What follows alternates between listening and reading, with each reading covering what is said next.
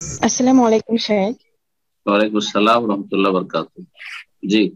আমি ঢাকা বাংলাদেশ থেকে বলতেছি। শেখ, আমার প্রশ্নটি হচ্ছে, আমার পরিবারের বেদিন তারা জাকাতুল ফিতর টাকা দিয়ে আদায় করতেছে, তো আমি অনেক বলার পরও তারা বুঝে নাই। তো এখন আমি আমার টাকাটা টাকা মানে ফিতরা চাল দিতে চাচ্ছি ফিতরাটা। এখন আমি কি একজনকেই পুরো এক সা চাল দিব, নাকি দুই তিনজনকে দিতে পারবো, আর একজনকে 1 কেজি এবং আরেকজনকে 1 কেজি এইভাবে? আর ঈদের 2 দিন আগে আমার পক্ষে দেওয়া সম্ভব না এখন। এখন কি দিয়ে দিলে হবে? জি। এখন এখনই দিয়ে দিবেন? মানে এখন বলতে মানে ঈদের 4 দিন আগে, এরকম মানে ঈদের 2 দিন আগে দেওয়া আমার পক্ষে সম্ভব না। কেন সম্ভব না? ঈদের ঈদের আসলে ঈদের ঈদের রাত্রে দিতে পারবেন। আগে থেকে বলে সম্ভব না রাখবেন হচ্ছে, গরিব মিসকিনদের। মানে আমরা তো ঈদ করি দেশের বাড়িতে, তো ওই দেশের বাড়িতে তো আমি ফকির মিসকিন পাবো না।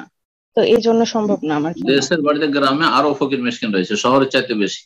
ফকির মিসকিন মানে এই নয় যে ফুটপাতে যারা ভিক্ষা করে। গরিব মানুষ, এতিম, বিধবা, অসহায় যারা গ্রামে আছে, গ্রামে অঞ্চলে আরো গরিব বেশি আছে। আগে থেকে খোঁজ করবেন, টেলিফোন যোগাযোগ রাখবেন আগে থেকে, আর তারপরে সেখানে গিয়ে দিয়ে দিবেন, এটা বেশি ভালো। মোট কথা, এই 4 দিন 5 দিন আগে ফিতরা আদায় করলে হবে না। সাহাবাই কেরামগণ 1 দিন অথবা 2 দিন আগে দিতেন, এতটা শুধু ছাড় রয়েছে। না হলে আসল সুন্নত উত্তম হচ্ছে ফিতরা দেওয়ার জন্য সময় সওয়ালের চাঁদ উঠে যাওয়ার পরে সন্ধ্যা থেকে নিয়ে সারা রাতের ভিতরে। আর তার চাইতে উত্তম হচ্ছে সকালবেলা ফজর পড়ে ঈদগাহে যাওয়ার আগে। আমারা আন্তোয়াদ্দা কাবলা ফুরুজিন নাস ইলা সালাত, নবী নির্দেশ দিয়েছেন যে ঈদের সালাতে যাওয়ার আগে সকালবেলা আদায় করে দেবে। আর ঈদের আগে সেটা আদায় করবে, ঈদের পরে আদায় করবে না। যদি ফকির মিসকিন কেউ না পায়, পাচ্ছে না, দেবে সকালবেলা, কোন ফকির মিসকিন হদিস পেল না, তাহলে ঈদের পরে তার জন্য জায়েজ।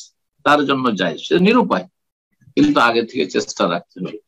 যে কথাটি বলছিলাম যে আপনার প্রশ্নের প্রথম অংশটা বলা হয়নি। আপনার বাপ মা এখনো টাকা দিচ্ছে, আল্লাহ সকলকে হেদায়েত দান করুন এবং সুন্নতের পাবন্দি করার তৌফিক দান করুন। দ্বীনের ক্ষেত্রে যত্ন নেওয়ার তৌফিক দান করুন। এমন কোন দিনের আমল করব না যেটাতে আমরা ঝুঁকিপূর্ণ অবস্থায় থাকি, কি জানি কবুল হবে কি হবে না।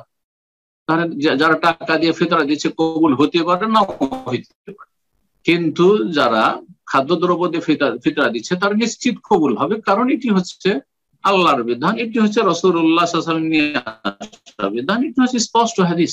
সুতরাং আমরা কেন স্পষ্ট বাদ দিয়ে তারপরে যেখানে আমার মনের শান্তি আছে, ইমান ইসলামের হেফাজতের ক্ষেত্রে, সেটা বাদ দিয়ে একটা অশান্তিতে থাকবো? হ্যাঁ, শয়তানকে সুযোগ দেবো, অস্বস্থা দিতে থাকবে, তো এর কবুল হইলো কি হলো না। আল্লাহ সকলকে হেদায়েত দান করুন এবং সুন্নতের দিকে ফিরে আসার তৌফিক দান করুন। তারপরে যে কথাটি বলবো, যে আপনি আপনার ফিতরা দিতে পারবেন। আসল মাসলা জিজ্ঞাসা করেছেন যে একটা ফিতরা কয়েকজনকে দেওয়া যাবে, বা একজনকে কয়েকটি ফিতরা দেওয়া যাবে, সবটাই জায়েজ। শেখ ইবনে উসাইমিন রাহিমাহুল্লাহ মাজালিসে শাহরে রমাদান, যার উপর করোনার জামানাতে ধারাবাহিক আমি পুরোটা কাজ করেছিলাম, সেই ফিতরার চ্যাপ্টারে তিনি এই বিষয়গুলো বিস্তারিত আলোচনা করেছেন এবং বলেছেন একটি ফিতরা কয়েকজনকে দেওয়া জায়েজ। এক মুষ্টি করে ফকির অনেকগুলি ভিক্ষা দিলেন আপনি, জায়েজ। একটি ফিতরা 3 কেজি আপনি 10 জন 20 জনকে দিলেন, জায়েজ। আবার একজন মিসকিনকে, আপনি বেশি মিসকিন পাচ্ছেন না কিন্তু ফিতরা অনেক আছে, তাহলে একজন মিসকিনকে 25-50 কিলো দিয়ে দেওয়া জায়েজ, কোনো অসুবিধা নেই। কয়েকজনের ফিতরা 50 জন 100 জনের ফিতরা দিয়ে দিলেন আপনি, তাও জায়েজ রয়েছে, কোনো অসুবিধা নেই। আল্লাহ তাআলা আলাম।